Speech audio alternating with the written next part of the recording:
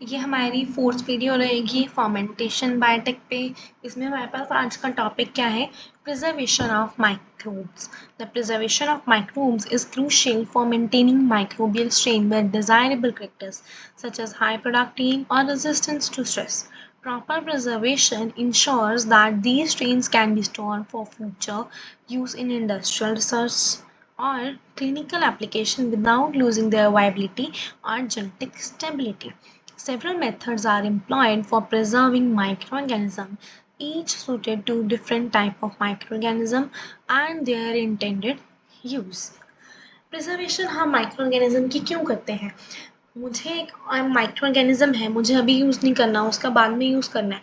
अगर मैं उसको ऐसे ही रख देती हूँ तो वो मर जाएगा, उसकी जो जेनेटिक स्टेबिलिटी है वो स्टेबिलिटी नहीं रहेगी, उसकी वाइबिलिटी ख़त्म हो जाएगी। ठीक है, तो मैं क्या करूँगी, उसको प्रिजर्व करूँगी प्रिजर्वेटिव्स में। जैसे अचार है, ठीक है, अब आपने अचार बनाया, ठीक है, अब जून का सीज़न आ रहा है तो अचार तो सब बना रहे हैं, ठीक है, आपने अचार बनाया, आपने अब अभी का अभी तो नहीं सारा खा लोगे ना, तो आप क्या करोगे उसको 1 साल तक या फिर कुछ मंथ्स तक आपने कुछ मंथ्स के लिए तो बनाया है वो, अब आपने उसको प्रिजर्व कैसे किया? वो ख़राब हो जाएगा। प्रिजर्वेटिव्स हमने डाले, हमने सॉल्ट डाला, हमने जो ऑयल वगैरह यूज़ करते हैं, सरसों का तेल वगैरह, तो हमने उसको एज़ अ वो क्या है, प्रिजर्वेटिव्स है, एज़ अ प्रिजर्वेटिव्स काम कर रहे हैं, तो वो आपके अचार को क्या करेंगे, प्रिजर्व करके रखेंगे। ठीक है, वैसे ही माइक्रोब्स को प्रिजर्व करने के लिए कुछ टेक्निक्स हैं हमारे पास, वो हम देखेंगे। हम क्यों प्रिजर्व कर रहे हैं? ताकि हम उसको रिसर्च वगैरह में, इंडस्ट्रियल में या फिर ऐसी चीज़ों में यूज़ कर सकें कि वो उसकी जो वाइबिलिटी है वो भी लॉस ना हो और जो उसकी जेनेटिक स्टेबिलिटी है वो भी लॉस ना हो।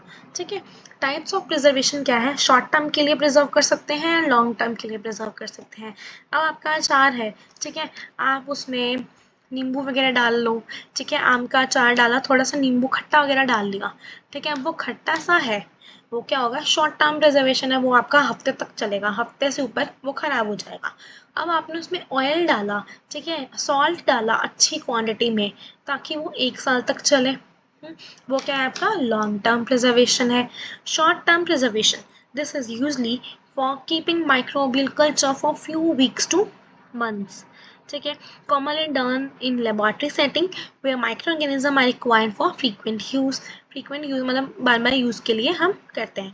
ठीक है, नींबू का अचार है, मुझे टेस्टी लगता है, तो मैंने क्या किया, 1 वीक तक उसको प्रिजर्व किया, सॉरी आम का अचार है, नींबू वगैरह डाल के, ठीक है, मस्त बना के, तो वो मेरा एक या 1 वीक तक या फिर मंथ्स तक चलेगा, वो डिपेंड करता है उस पर। ठीक है, आपने कितनी अमाउंट में डाला है, ये सब हम बाद में देखेंगे।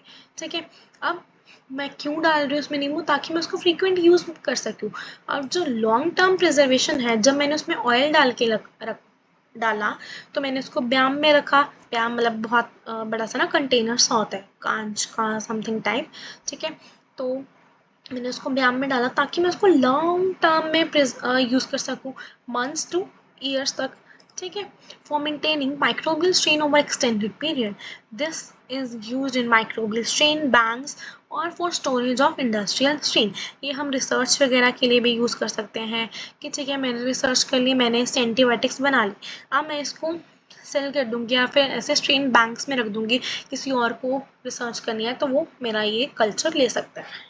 ठीक है, common methods of microbial preservation क्या है? स्टोरेज इन सॉलिड मीडियम में हम उसको प्रिजर्व करते हैं, रेफ्रिजरेटर या फ्रीजिंग कर सकते हैं, लायोफिलाइजेशन, क्रायो प्रिजर्वेशन, ठीक है, स्टोरेज इन लिक्विड मीडियम में हम उसको मीडिया में प्रिजर्व कर सकते हैं। ठीक है, सबसे पहले पढ़ते हैं हम कि हम उसको सॉलिड मीडिया में कैसे प्रिजर्व कर सकते हैं। agar slant, culture are grown on solid agar medium in a test tube or slant. These slants are stored at low temperature, usually 4 degrees Celsius. This method is often used for bacterial strains and is simply but provide limited long-term stability. Pros क्या है इसके? easy to perform, no special equipment required, relatively क्या है, inexpensive है। या इसमें ना हम जो टेस्ट ट्यूब लिया उसको थोड़ा सा टेढ़ा करोगे ना तो वो स्लैंट बन जाएगा। ठीक है, तो उसको हम क्या करते हैं, हम लो टेम्परेचर पे रख देते हैं, 4 डिग्री पे रख दिया, तो वो प्रिजर्व हो जाते हैं, बट ही इसका जो डिसएडवांटेज क्या रहेगा कि ये काफ़ी टाइम तक नहीं जा पाएगा। ये क्या है, सिर्फ शॉर्ट टर्म के लिए है, ठीक है, इसकी लॉन्ग टर्म स्टेबिलिटी नहीं रहेगी। ये इसके एडवांटेजेस क्या होंगे, ये इजी है परफॉर्म करना, कोई भी स्पेशल इक्विपमेंट नहीं चाहिए और कोई भी मतलब आपको एक्सपेंसिव इक्विपमेंट नहीं चाहिए। तो क्या है, ये इनएक्सपेंसिव है, इजी टू परफॉर्म है, नो स्पेशल इक्विपमेंट रिक्वायर्ड, ठीक है। और disadvantage, limited duration of storage, several weeks to months तक ही स्टोर होता है। अदरवाइज क्या करता है, कल्चर में जो वाइबिलिटी है वो लूज हो जाती है ड्यू टू ड्राइंग या फिर कंटेमिनेशन आनी शुरू हो जाती है, ठीक है। अगर आप लैब में काम कर रहे हो तो आप इसको ट्राई करके भी देख सकते हो, ठीक है। देन आते हैं रेफ्रिजरेटर और फ्रीजिंग। ये भी क्या है, शॉर्ट टू मिड टर्म तक। अब अब हम ना घर का एग्जाम्पल लेके चलेंगे ताकि हमें ना ये मेथड्स थोड़े से याद रहें। अगर हमने सॉलिड मीडिया में रखा, जो आटा वगैरह है मैंने उसको गूंद के रखा, ठीक है, 4 डिग्री बहुत कम टेम्परेचर पे रखा, तो मेरा गुना हुआ आटा कब तक जाएगा, फ्यू वीक्स टू मंथ तक रहेगा। रेफ्रिजरेटर और फ्रीजिंग, ये भी क्या है, शॉर्ट टू मिड टर्म। मैं उसको बिल्कुल फ्रीज कर रही हूँ, माइनस में टेम्परेचर लेके जा रही हूँ, तो वो कुछ और मंथ्स तक चलेगा, ठीक है। 4 degree storage, refrigerator at 4 degrees is commonly used for short term preservation of microorganisms. Microbes can be kept in liquid culture or on solid media at this temperature where metabolic activity slow down. अब मेरा आपसे question है कि जो हम refrigerator घर पे use करते हैं, फ्रिज हो गया ना, फ्रिज, ठीक है, रेफ्रिजरेटर को फ्रिज बोलते हैं, ठीक है, ये यूज़ कर रहे हैं हम घर पे, इसका टेम्परेचर क्या होता है, किस टेम्परेचर पे काम कर रहा होता है, ठीक है। अगर आपको पता है तो आप कमेंट करना, otherwise I'll tell you in next video. Okay, refrigeration at 4 degree is commonly used for short term preservation. Freezing at minus 20 degree Celsius to 80 degree minus 80 degree Celsius. For long term preservation कर सकते हैं हम इसकी. Freezing microbes at temperature as lower as minus 80 degree. Minus 80 degree, can you imagine? Helps slow metabolic processes, stop microbial growth. Microbes can be stored in cryo vials. आप Google पे search करें, आपको cryo वाइल्स की picture मिल जाएगी, ठीक है। और other container, कोई भी कंटेनर में यूज़ कर सकते, आप स्टोर कर सकते हो या फिर क्रायो वाइल्स में। Often mixed with cryo protectant to prevent damage from ice crystal. इतना कम टेम्परेचर है तो वो हो सकता है कि जो आइस, जो बर्फ़ ही बन जाएगा ना इतने कम टेम्परेचर पे, तो हो सकता है कि उसके आइस क्रिस्टल की वजह से भी उसको क्या हो, डैमेज हो।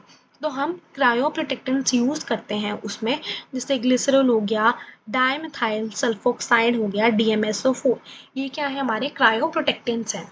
These chemicals prevent ice crystal from forming inside cells which can otherwise rupture the cell membrane, ठीक है। इसके प्रॉस क्या है, सिंपल है, रिलेटिवली लो कॉस्ट है, efficient for maintaining a large number of strains for several month two years तक।